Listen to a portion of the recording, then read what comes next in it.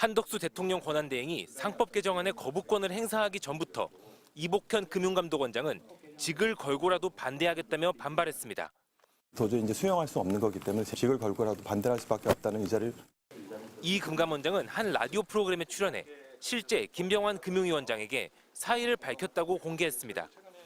그 뒤 최상목 경제부총리와 이창용 한국은행 총재로부터 사실상 주의를 받았다고 밝혔습니다. 또 전화를 주시고 뭐 연락을 주셔갖고 지금 시장 상황이 너무 어려운데 네가 경거망동하면 안 된다고 자꾸 이렇게 말리시길래. 이에 대해 자신도 공직자고 뱉어놓은 말이 있다며 항변한 것으로 전했습니다. 그러면서 윤석열 대통령을 언급했습니다. 윤 대통령이라면 거부권을 행사했을 리 없고 사퇴 입장도 임명권자인 대통령에게 하는 게 제일 현명하다는 겁니다. 대통령이 계셨으면 저는 거부권을 행사하지 않았으라고 확신을 하고 있습니다.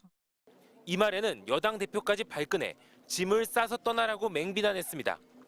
당연히 사직서를 제출하고 짐을 싸서 청사를 떠나는 것이 공인의 올바른 태도이고, 어떻게 금융감독원장이 감히 대통령 운운하면서 대통령과 자기 생각이 같다라고 일방적으로 주장할 수 있는지. 검사 출신인 이복현 원장은 윤 대통령의 최측근으로 분류돼 왔습니다. 사퇴 갈등을 빚은 이들 경제관료 4명은 이른바 F4로 불리며 우리 경제 최고 책임자들로 여겨집니다. 그런데 경제 불안이 최고조로 치닫는 탄핵 국면에 조율되지 않은 친윤 검사 출신 금감원장의 잦은 돌출 행동과 정부 여당의 볼썽사나운 감론을 박은 불신을 자초하는 모양새입니다. MBC 뉴스 김건희입니다. 여야 간 힘겨루기를 해왔던 상법 개정안이 민주당 주도로 국회 본회의에서 통과됐습니다. 상법 일부 개정 법률안 대안은 가결되었음을 선포합니다. 핵심 쟁점은 이사의 충실 의무 규정입니다. 소액 주주를 보호하기 위해 기업 이사의 충실 의무 대상을 기존의 회사에서 회사 및 주주로 넓힌 겁니다. 일반 주주의 의결권을 보장하기 위해 전자주주 총회를 의무화하는 내용도 담겼습니다. 상법 개정에 반대해온 국민의힘은 즉각 최상목 대통령 권한대행에게 거부권 행사를 요청하기로 했습니다. 그런데 정부 안에서 다른 목소리가 나왔습니다. 이복현 금융감독원장이 자신의 직을 걸고 거부권 행사에 반대하겠다고 강조했습니다. 주주가치 제고와 관련된 의지인 건데 이거를 다시 원점으로 돌리는 형태의 의사결정을 한다는 건 사실은 도저히 수용할 수 없는 거거든요. 직을 걸고라도 반대할 수밖에 없다.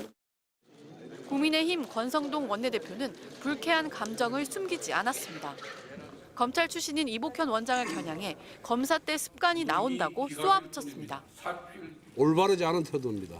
검사 때 자기 하고 싶은 대로 하던 그 습관이 지금 금감원장이라는 막중한 그런 자리에서도 나오는 것 같아서 안타깝고. 상법 개정안이 통과되자 대한상의와 한국경제인협회 등 경제단체들은 강하게 반발했습니다. 경영진을 겨냥한 소송이 남발될 수 있고 기업 활동이 위축된다는 겁니다. 반면 시민단체들은 우리 기업의 불투명한 지배구조와 대주주의 전횡을 바로잡는 첫걸음이 될 것이라며 신속한 시행을 촉구했습니다. MBC 뉴스 박소희입니다.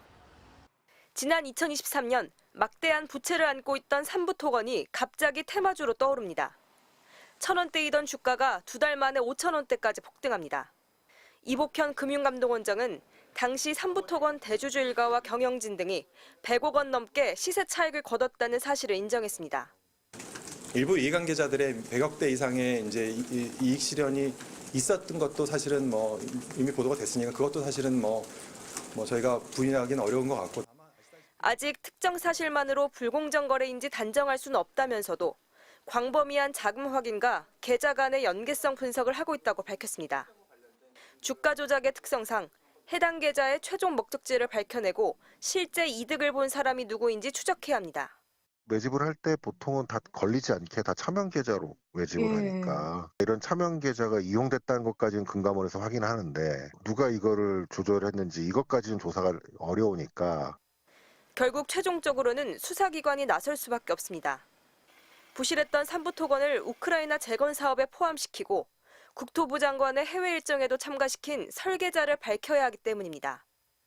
의심되는 고리 중 하나는 김건희 여사의 계좌 관리인 이종호 전 블랙펄 인베스트먼트 대표입니다.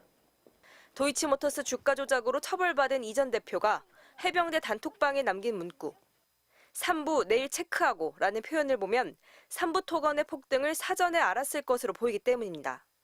나중에 이거를 예. 알고 봤더니 예. 그 이틀 뒤에 그 우크라이나 영부인이 방문을 하고 뭐 재건 사업 뭐 이런 거 발표가 되고 삼부토건 거기 껴들어가고 이종호 대표하고 그 단톡방에 있던 멤버들이 삼부토건과 관련된 사업 얘기를 그 전부터 많이 해오고 있었어요.